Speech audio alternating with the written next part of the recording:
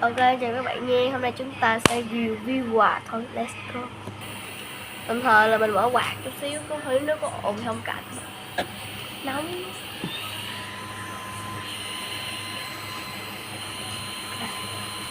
Quên inbox qua thôi, mình sẽ lấy quạt. Okay. Inbox qua này nha các bạn. Đi một quạt. Nghe nói là ở trong đây có baby tree nữa. Ok.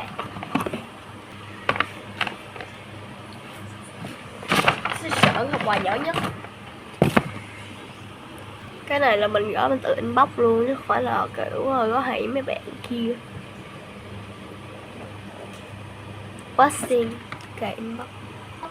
Khi tương lai mơ hồ khi tương lai mơ hồ đã ô sóng còn ta đi vì thành không sao nhớ em bà cả thế giới xin má boy xin má boy.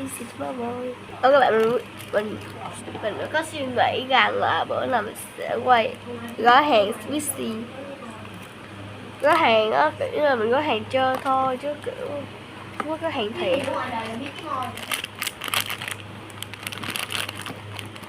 Cinnamon, mình thích cinnamon nữa bạn. Đây là VG Verbal đã giới thiệu cho các bạn rồi. Có hàng hơi cực. Góc xinh như trên đình quay. Con người em vô tư không xinh xinh gì đó rồi. Tiếp theo là cái gì đó. Cái này là bạn mình cho cái mặt mình sao mình thấy nó xấu. Xấu quải cứt. Cái gì vậy? Rồi cái mày nó thúi ra kìa. Các bạn, nếu một cái video biến thành amateur thì nếu kiểu nó sexy hay cái gì đó thì các bạn ủng cho mình nha, tại vì lúc mà mình cặp đèn á bạn quay đây nè, xong cái nó tụt cái áo không có chụp được cái nào lần thứ hai rồi cho nên là đã không cặp. Hộp quà thứ hai mình đi kẹp tóc. Đây là cinnamon. Cái in bắp thôi, cái kem mình dán mình được không? Bóp y chang bóp siêu á, mình là không có siêu, nó kỳ lắm chứ nó không có siêu. In bóp. Ok rồi, đặt nữa rồi, đặt hộp hoài.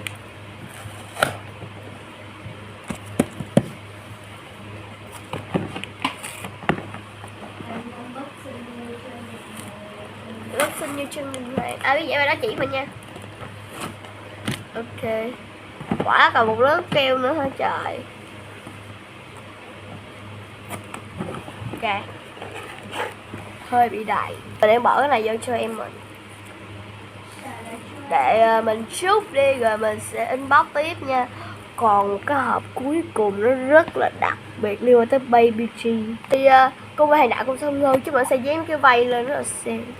Ai mà sợ bỏ bông tốn bông thì mình lấy cái bệnh lông xé ra giống vậy nè.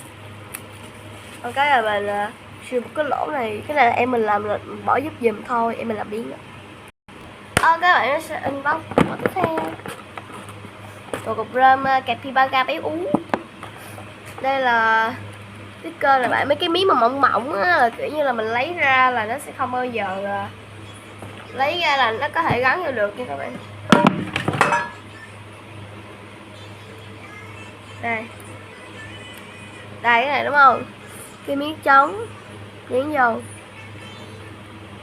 đó. Bắt đầu sẽ giới thiệu các bạn, mình mới cắt thêm một cái hòm hộp nữa hả các bạn. Rồi đây sẽ bớt thử cho các bạn xem nha.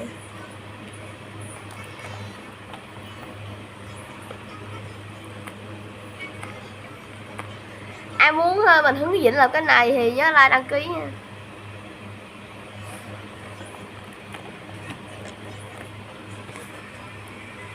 Tiếp theo cái hộp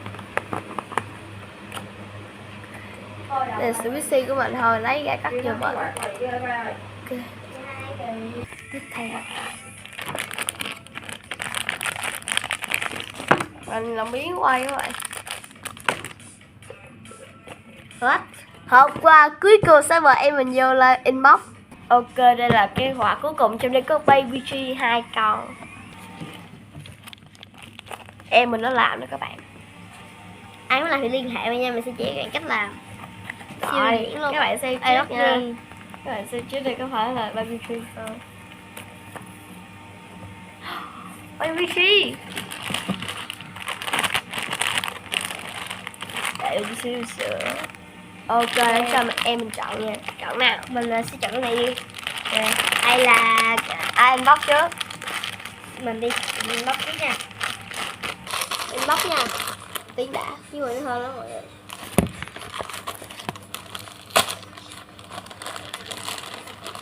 Nhắm mắt lại đi, cho các bạn xem mắt trước.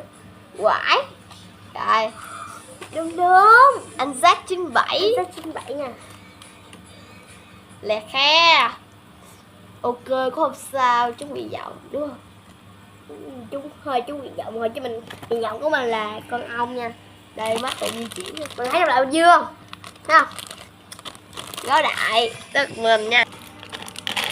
Đây các bạn ơi. Cái này là cái hộp của cái con này.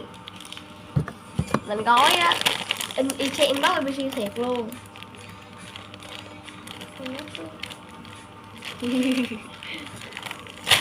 Rồi, có màu đen. Cho các bạn xem mắt trước đi. Chứ các bạn xem mắt. Rồi. Rồi đúng không? Được chưa? Muốn đen. Nhưng mà không thích con này nhưng mà thôi, rắc gì đây. Ê, nó thấy gì đó đen đen rồi các bạn. Nó dày nè. Mất rưng. Mình cũng có bao chi mắt gương nè mọi người. Đây, chi mất rưng là con hàng đạo nè. Ok, video đến đây là hết rồi, bye bye.